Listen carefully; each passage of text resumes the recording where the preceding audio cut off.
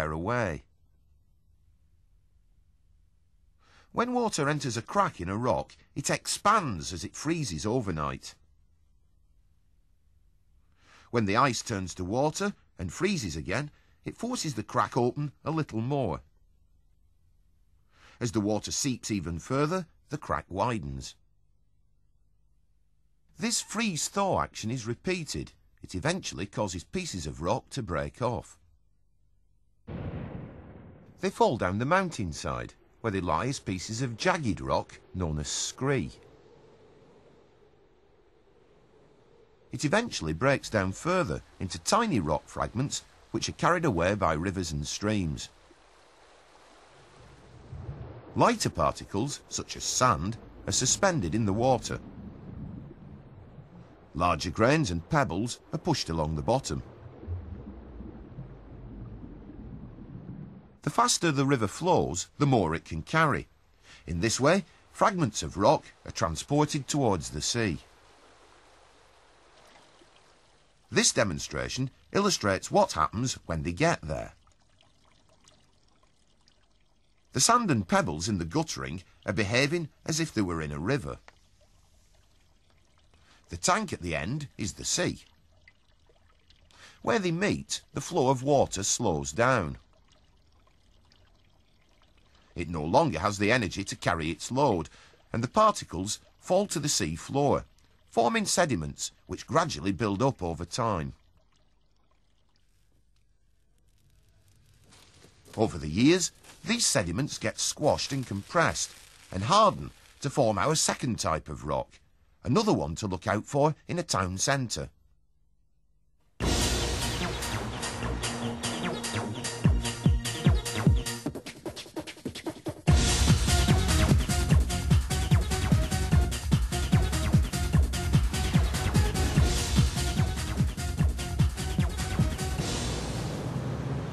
There's no crystals in this one, and it looks like sand grains. There's big pebbles and small pebbles. There's layers as well. This is our second rock. It's a sedimentary rock. All the tiny sand grains and pebbles, they're all glued together. That's called cementing. Two clues for spotting sedimentary rock are grains and layers. This one is called sandstone. It looks like sand grains on a beach. All sedimentary rocks are formed under the sea, but they aren't all made of sand. Limestone is made from the shells and bones of sea creatures and corals. As they die and fall to the seabed, they build up over time to form new rock. Many older town centre buildings are made of limestone.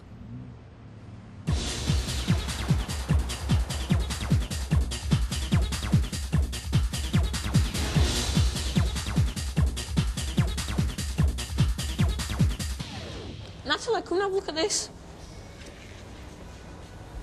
What is it? I don't know, it's like a skeleton. It's a bit like a fossil. It's a fossil of a belemnite, an ancient relative of the squid, which was trapped in the sediments making up this particular piece of rock 350 million years ago. Fossils are another feature of sedimentary rocks, particularly in limestone. Polished limestone has been used for the floor of this shopping centre. But was it a good rock to choose? We can check out how slippery it is with a skid resistance machine. You ready? Yep. That's 45. Yep. Right. When the pendulum swings, there's a rubber pad which drags across the floor. Friction between the rubber shoe and the floor slows the pendulum down. It swings almost to the top. The floor doesn't have a lot of grip. With a reading of 45, limestone is quite a slippery rock. But how does sandstone compare? Yep. 110. The pendulum doesn't swing as high. With a reading of 110, sandstone has much more grip. What characteristics would you look for in choosing a rock for paving stones? Or shopping centre floors? Is polished limestone a good idea?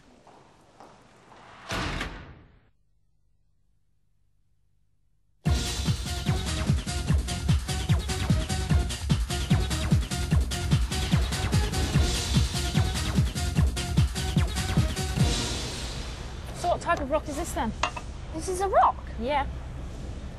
Well, there's not obvious crystals, so it's not igneous. There's no grains. Or layers, so it's not sedimentary.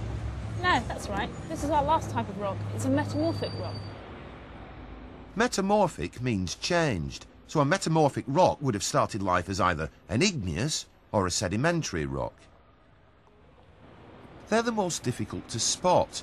The only obvious examples in town are coffee tables, roof slates, and statues. It's got a sugary feel to it. It's a nice colour. There's no crystals or fossils in it. This rock's called a marble. It used to be a limestone, but it's been subjected to a lot of pressure and temperature. It's just like baking it in an oven. A process which happens deep underground.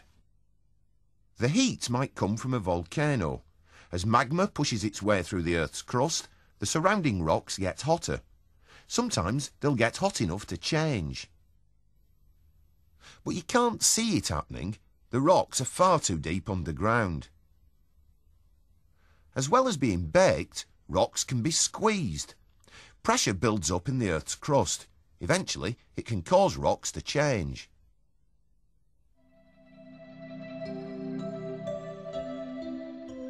So, the Earth's crust is made up of three major rock types: igneous, sedimentary, and metamorphic. But they're changing all the time, albeit over hundreds and thousands of years.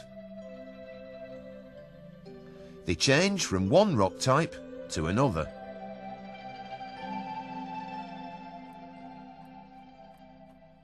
Let's start with your earliest memories.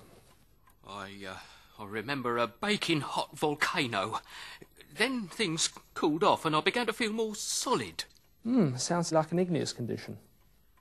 Then I started to fall apart.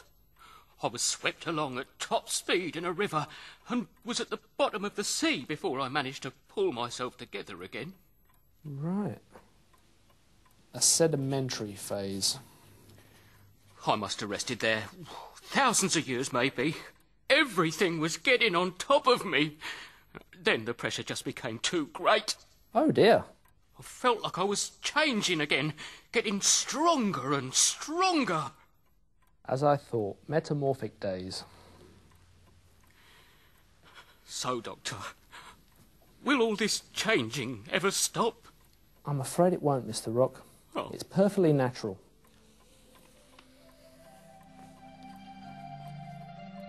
The fact is that rocks are changing all the time. They're part of a never-ending cycle. They're even changing right now.